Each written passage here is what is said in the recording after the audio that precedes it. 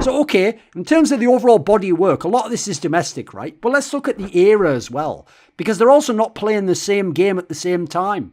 Faker's best years are Season 3 and Season 5. Season 7 was impressive for other external context, right? Season 3 was playing Zed when it was mad OP, Old LeBlanc, one of the most OP champions ever when you consider how they nerfed it, they still kept getting played, and Deathfire Grasp item Ari. Now, you can hard carry on shit like that in a way you will never be able to again in League of Legends. And that was Season 3. It's done now. You're never going to be able to go back to that. Also, your jungler could have unlimited wards. So any advantages you got, you could just compound. And you had the pick comp power that could just devastate the map. In general, people were way looser with their map movements. They didn't have the Season 4 understanding of how to split the map and how to use it was the new ward system at that point in time, coming from people like Samsung. So as a result, like, it's a different game you were playing back then. This is like in the old days. Well, I'm not going to be one of those people who says like sports were easier, but certain elements of them were, because certain defensive schemes weren't understood in the same way. People didn't know the flow chart. The great players hadn't come to essentially force us to adapt to them and figure out how to some degree contain them. You can never stop them, but contain them a little bit. In Season 5, I mean, I think he was the best player on SKT, but other people say the MVP was Marin. They gave it to him for Worlds, right? He has the MVP as his top laner. I mean, one factor I've actually always enjoyed in other sports when you have these GOAT debates I think people should use is look at the number of All-Star and Hall of Fame teammates that those guys played with. Now, sure, to some degree, if you're really great, you might help some of those people become All-Stars. That's certainly something, like team record will. But as a general metric, you'll see when you do that certain players are mad over it and certain players are mad under it. So in this regard, I think actually this helps Rookie's case much more than it makes Faker's. Like, there's that great stat that you can use if you want to do the Rodgers versus other great quarterbacks debate, which is, I think there was some stat that said something like he'd only thrown a touchdown to one player or receiver that was drafted in the first round. Now, you contrast that against some of the other great quarterbacks in history. They've had some bangers on their teams. So the key thing for me is I've made all these different contextual cases, but just the eye test. As an individual player, I think Rookie has had arguably more hard carry peak career years than even Faker did. And that's one area I never thought anyone would be able to overtake Faker, but I think this guy has. I mean, I think there's players and other players can make this, players in other positions can make the same case. It's just that they didn't play mid lane, so it's hard to be as influential on the game and as key to your team's success. So for me, individually, Faker and Rookie are 1A and 1B for mids and probably the greatest players to ever play League of Legends. In the same way as for Europe, Perks and Caps are 1A and 1B, and for North America, if you want to go for all players, it's Bjergsen and Doublelift, but in terms of mid lanes, it's Bjergsen and Jensen are the 1A, 1B. And you know what, if we want to expand it to players in general, yes, people like Uzi I and Deft and maybe even Mata can start to join this conversation, but with different context. This guy, Rookie, can do it just with what he did inside the server and with what your eyes as an expert can tell you about the way he played. He was a fucking incredible player. So is Faker the GOAT, the greatest of all time? Probably the most hard and widely held consensus of any opinion in League of Legends, maybe even wider esports if people know and have the significance of League of Legends. Well, a major reason people always give and cite as to why Faker is the GOAT is by how much he was better than everyone else, especially in mid lane, back in Season 3, which was 2013. But there's a problem with that, boys. 2013 is only 1 year, literally, after Froggen's peak in Season 2, when he was either arguably the world's best mid laner or the world's best player. So somehow that 1 year makes all the difference. It's not relevant for Froggen. It's incredibly relevant for Faker. Well, how can that be? How can it make sense to consider and talk about Froggen 8 years ago, but not Froggen 9 years ago? In this case, how can it make sense to talk about Faker 8 years ago, but not Froggen 9 years ago? Why would 1 year, 9 to 8, be the big difference in the cut-off point there? It's almost like you're being selective, right, with your criteria. How about this? What if we just talk about later peaks and renaissance of Faker, right? How about Season 5, when he was a monster in the summer and he went to Worlds and helped them win? How about Season 7, when he hard-carried them through to the Worlds finals? Here's the bad news for you boys. Season 5 was 6 years ago and Season 7 was 4 years ago. Well, when I was talking about Froggen's peak in Season 6 and Season 8, people told me those things that they said before. But you know what? Those were 6 and 5 years ago. See how this works? You start to get the premise. So including all-star tournaments where it's just the exhibition where you get voted in your role, and Rift Rivals tournaments which just meant nothing to anyone. If you look at like real tournaments in League of Legends, you can't make any of these stories about player versus player. There aren't any. It just doesn't work. Like if I'm telling someone... So for a long time in the game, I used to say Faker's transcended League. He is without peer. No one can rival him. In fact, no one's probably ever going to be able to rival him. But that was mainly because of his resume. In terms of actual body of work, I've said this many times, I actually think Rookie has had a greater career, especially now this year's under his belt as well. I think he was just a better overall main carry, mid laner, star player over his career year on year on year without the same results. He didn't have the same teams, wasn't in the same region. But in terms of body of work, that should be the rivalry. Rookie against Faker. They're even both Korean. One played the most of his career in the LPL. The other played most of his career in the LCK. These are the two major regions in League of Legends. They must have an amazing track record and back and forth, right? These are the two contenders for my money. These are positional rivals. They're contenders for best Korean player ever, best player in history. Well, are you ready for the total here, lads? They've played 2 matches ever. They are 3-1. That's Rookie has 3. Faker has 1.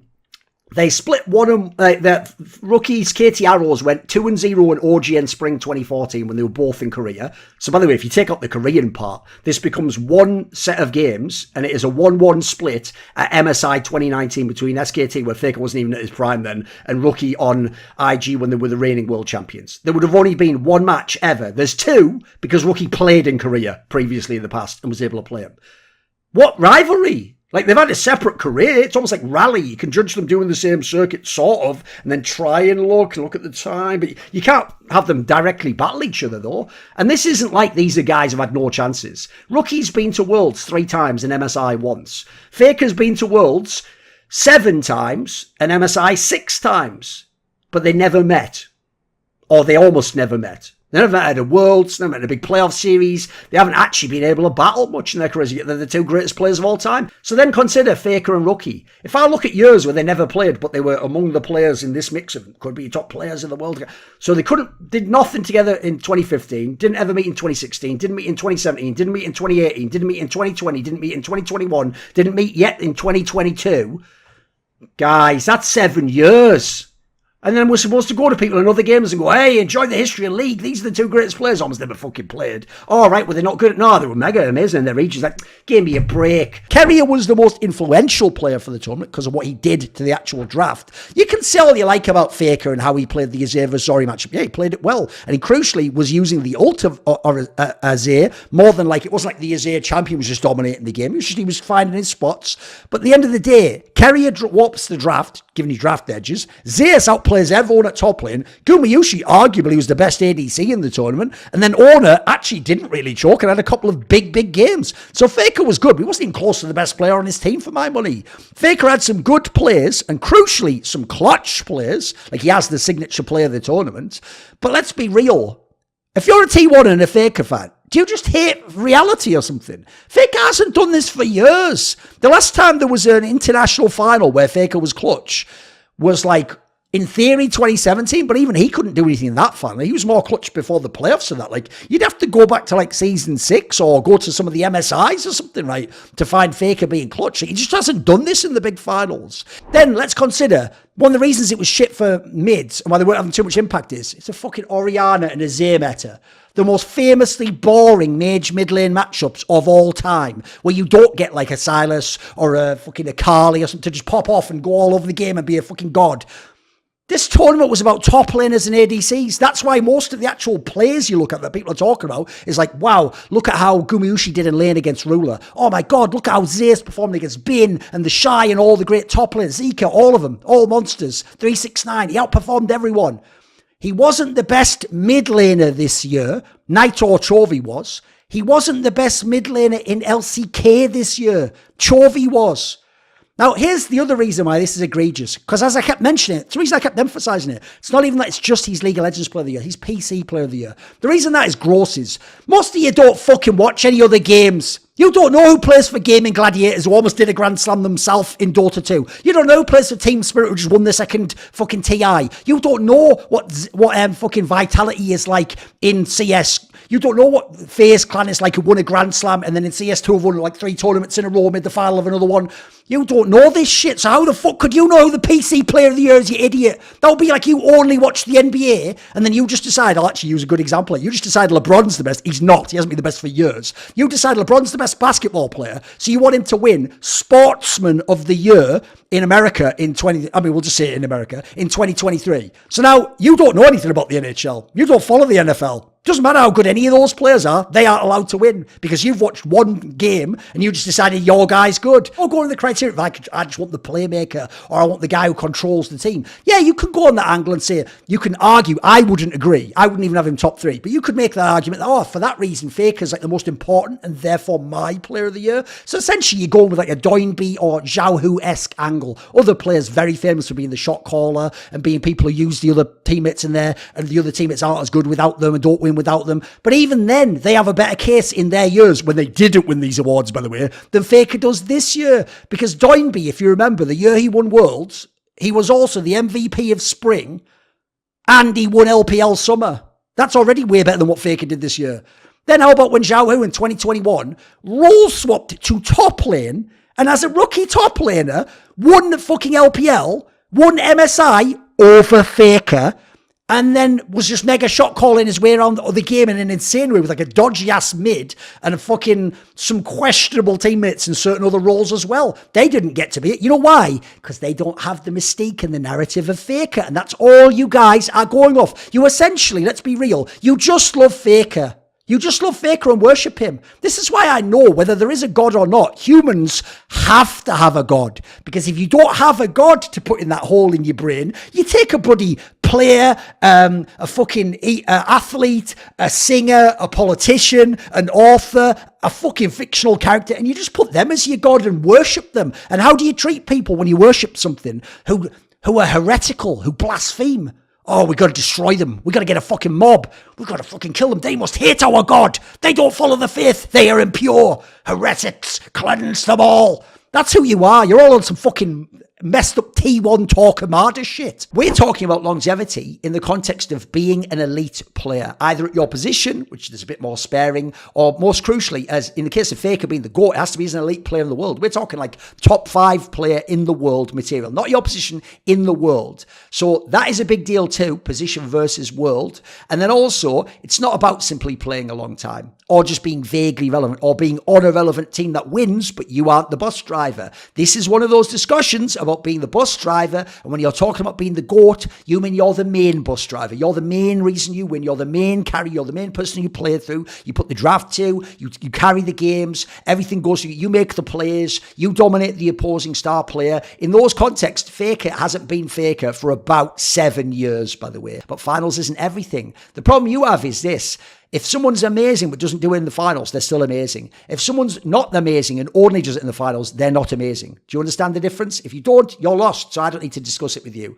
Then, if we do season 11 to season 14, so right up to now, he's not even vaguely one of the most elite players in the world. And at his own position, he's barely ever been elite in that time period. He's had maybe a split or two when everything came together and Meta smashed him in the face and he played 2 or 3 champions, but he's never had the big champion pull. His laning's not been as good. He just has really big clutch plays. He performs at international tournaments. He has the aura around him where people see the name and they play scared. He's a shot caller and a clutch player and a captain. That's why I say Zhao Hu's actually who you think Faker is, because he actually had hands until a year or two ago and still has it sometimes in the playoffs, but I guess so can Faker occasionally. He's not been the best mid and he's been nowhere close to the best player. Performing at Worlds isn't enough, just as not performing at Worlds, although Chovy has, isn't enough to condemn a Chovy or a Knight. Now, you know you never catch me dolo online because I'm rolling deep and we dem boys. Who am I talking about? The Skrilluminati. So this video and the content on my channel is kindly supported by Matt Pugnatio Rajcula, Toucan, Jensen Goh, Nicky, Jasun. You know who my second in command is, Jerky's Minion. Do you want to suggest a topic or a guest for some of my content? Would you like to ask me a question in an AMA? Do you want to take part in one of those lengthy discussions where you get to set the topic? Maybe you want to see who upcoming guests are in my interviews and on my talk shows. Well, all of these perks and more are available to you if you put your money where your mouth is and join the Skilluminati today. How? Via the Patreon link in the description box below.